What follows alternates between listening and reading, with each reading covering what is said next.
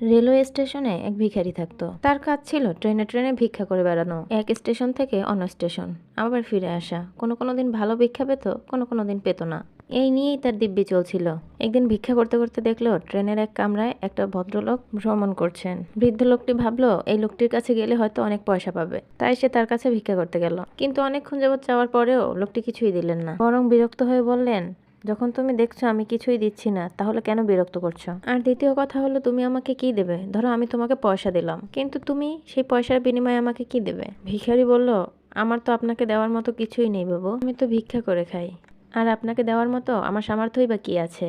তখন সেই ভদ্রলোক বলল, যখন কিছু দিতেই পারবে না তখন চাওয়াও বন্ধ করে দাও। এরপরে ভদ্রলোক পরের স্টেশনে নেমে গেলেন। ভিখারি স্টেশনের বাইরে এলো আর ভাবতে লাগলো, সত্যিই তো আমি কি দিতে পারি? সে মাথা চুলকিয়ে চারদিকে তাকাতে থাকে ও ভাবতে থাকে। এরপর তার চোখ যায় মাটিতে থাকা ফুলের দিকে। এরপর সে ভাবতে থাকে, এরপর যেই তাকে ভিক্ষা দিক না কেন সে তাকে ফুল দিবে। এরপর থেকে কেউ যদি তাকে ভিক্ষা দেয় তাহলে সে ফুল উপহার দিয়ে থাকে।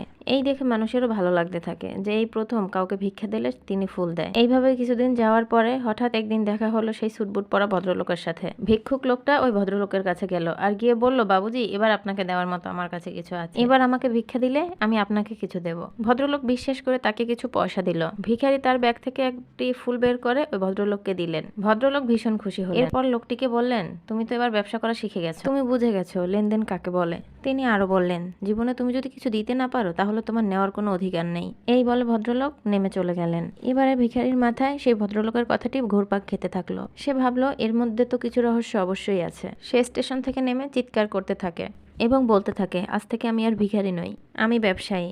আমিও হতে পারি একজন ব্যবসায়ী, আমিও প্রচুর অর্থ উপার্জন করে দেখাবো।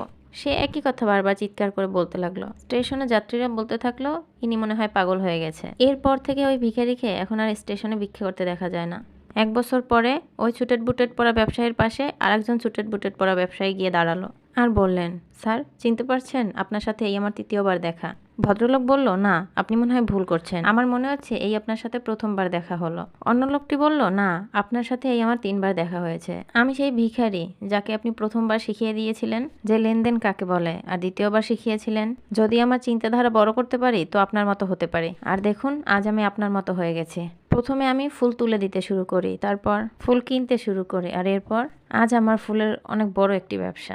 গল্পটা ছিল শিক্ষণীয়। সেলফ মোটিভেট থাকা খুবই দরকার। আমরা জীবনভর ভাবতে থাকি আমাদের জীবনটা হয়তো এতটুকুই। আসলে আমাদের জীবনের চাদরটা আরো বড় করে বিছানোর দরকার, যাতে আমরা আরাম করে বসতে পারি। কারণ জিতবে তারাই যারা কিছু করে দেখাবে।